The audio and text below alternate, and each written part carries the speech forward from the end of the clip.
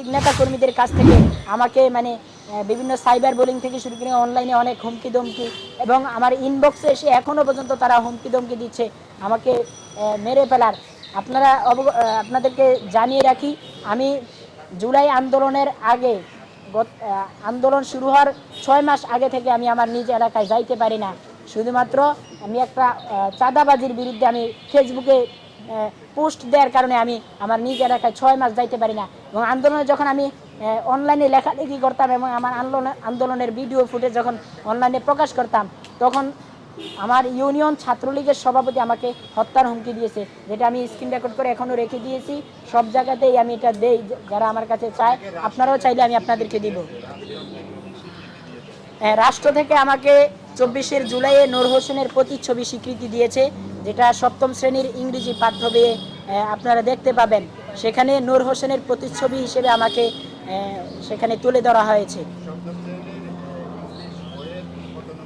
7ম শ্রেণীর ইংলিশ বই 33 নং পৃষ্ঠায় জুলাই আন্দোলনের ইতিহাস লেখা হয়েছে। সেখানে আমার যে আমি একটি যে টি শার্টকে আমি গোল করে পাশির দড়ির মতো দিয়ে আমি স্লোগান দিয়েছিলাম, শাহবাগে রিক্সার উপর দাঁড়িয়ে দড়ি লাগলে ধরে নে, হাসিনারে পাশি দে, এই স্লোগানটা দিয়েছিলাম। ঠিক ওই সময়ের ফুটেজটাই মূলত পাঠ্য বইয়ে প্রকাশ হয়েছে। জি, আমার কাছে পর্যাপ্ত এভিডেন্স আছে। আপনারা যদি সাক্ষ্য চান, প্রমাণ চান, তাহলে আমার নিজ উপজেলার অফিসার ইনচার্জ আজিজুল ইসলাম আকাশ, তিনি এখনও আছেন। তিনি জুলাই আন্দোলনের আমাদের অনেক সহযোগিতা করেছেন, তিনি এখনও আছেন।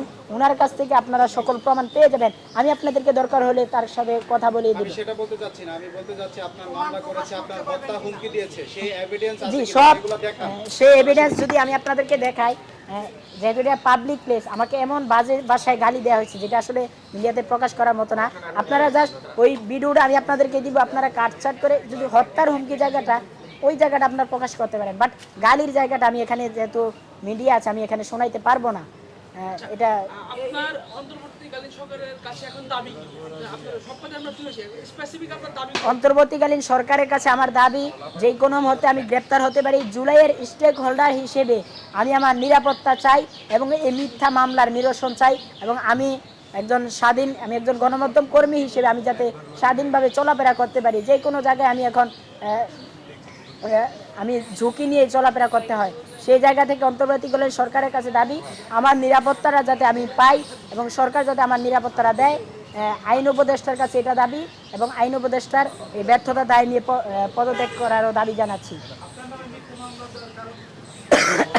আমার কাছে মিথ্যা মামলা দেওয়ার কারণ হচ্ছে আমি তাদের বিরুদ্ধে মামলা দিয়েছিলাম এবং সেই মামলা সেই মামলা প্রমাণও হয়ে গেছে তারা যে দোষী, এবং পুরো এলাকাবাসী এটার সাক্ষী স্বচক্ষে দেখেছে।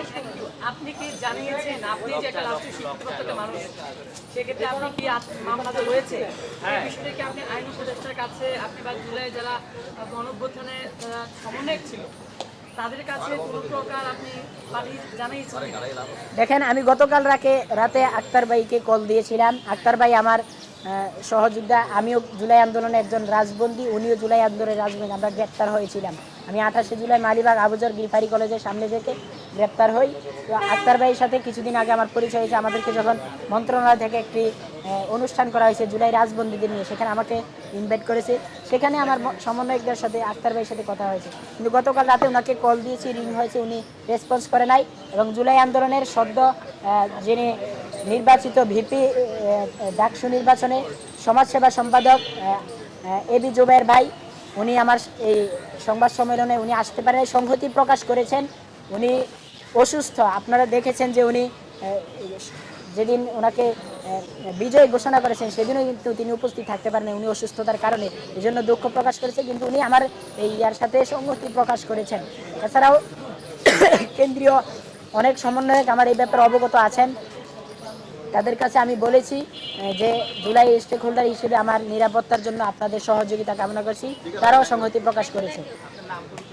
আমার নাম হচ্ছে GM রাশেদ।